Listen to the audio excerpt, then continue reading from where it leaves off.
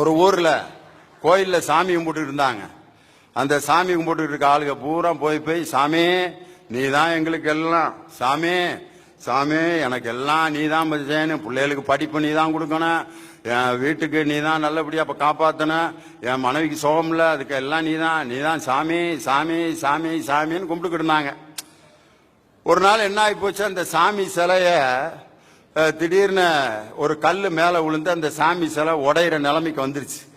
உடனே ஒரு குரூப் அந்த சாமி சிலையை கொண்டு போய் ஒரு 75 நாள் வச்சிருந்து நான் ஒரு கணக்காக சொன்னேன். அதுக்கப்புறம் அந்த உடஞ்ச சிலையை சரி பண்ண முடியாம சுக்கு நூறா நொறுக்கி வெளியில தூக்கி போட்டாங்க. ஐயோ இந்த சிலையை வச்சு தானேயா நம்ம பொழைச்சுக்கிட்டு இருந்தோம், இப்படி ஆகி போச்சு இந்த சிலையோட நிலைமை.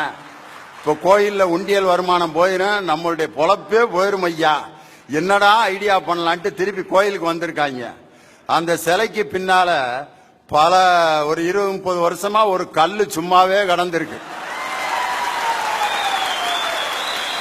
ஒரு கல்லு படக்குன்னு பார்த்தாங்க, ஐடியா பண்ணாங்க, மாப்புல கல்ல மேட்ரு பண்ணிடுவோம்டா அப்படின்ட்டு.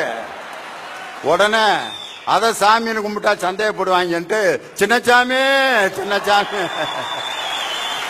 சின்னச்சாமி நீதான் சின்னச்சாமி எங்களை காப்பாத்தன, சின்னச்சாமி நீதான் சின்னச்சாமி என் சாமி என் சின்னச்சாமி நீதான் சாமிய காப்பாத்தின எங்க சின்னச்சாமி அப்படின்ட்டு அப்படியே ரூட்டை மாத்தி விட்டான்.